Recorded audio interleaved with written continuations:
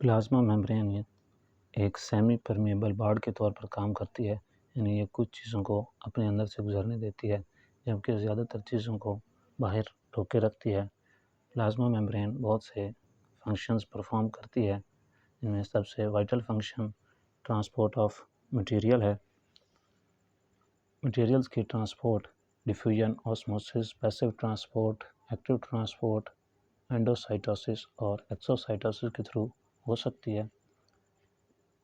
Non polar molecules जैसे कि small gas molecule जैसे ऑक्सीजन, कार्बन डाइऑक्साइड वगैरह सिंपल डिफ्यूजन के ज़रिए मेम्ब्रेन से गुजर सकते हैं।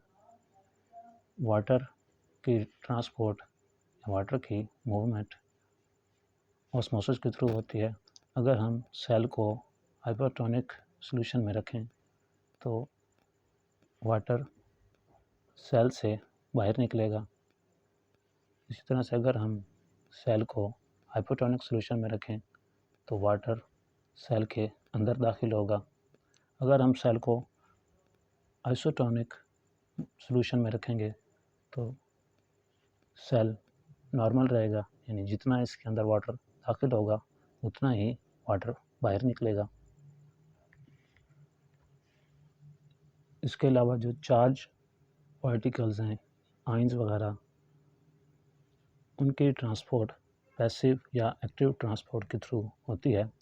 पैसिव ट्रांसपोर्ट दरअसल डिफ्यूजन की तरह ही है, लेकिन इसके अंदर कैरियर प्रोटीन्स इन्वॉल्व होते हैं।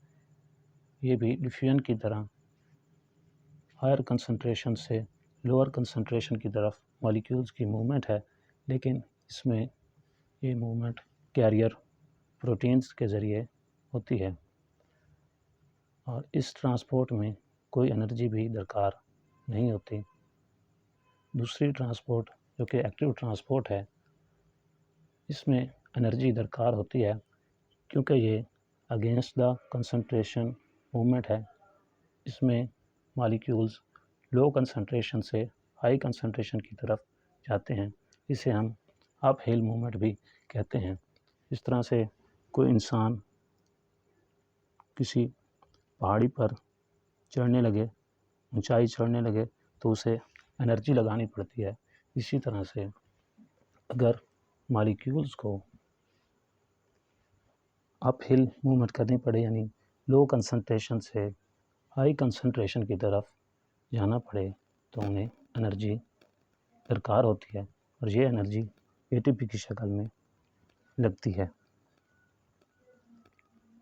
इसके अलावा सेल्स के अंदर मॉलिक्यूल्स को वैक्यूल की फॉर्म में लाया जाता है, जो कि एंडोसाइटोसिस कहलाती है। एंडोसाइटोसिस मज़ीद दो किस्म की है, पाइनोसाइटोसिस और दूसरी फैगोसाइटोसिस। पाइनोसाइटोसिस में लिक्विड मटेरियल को वैक्यूल की शक्ल में सेल के अंदर लाया जाता है, जबकि फैगोसाइटोसिस में सॉलिड मटेरियल को वैक्यूल की फॉर्म में सेल के अंदर लाया जाता है। एक्सोसाइटोसिस में वैक्यूल की फॉर्म में मटेरियल को सेल से बाहर निकाला जाता है, यानी जो हार्मफुल टॉक्सिक मटेरियल्स होते हैं उनको एक्सोसाइटोसिस के ज़रिए सेल से बाहर निकाला जाता है।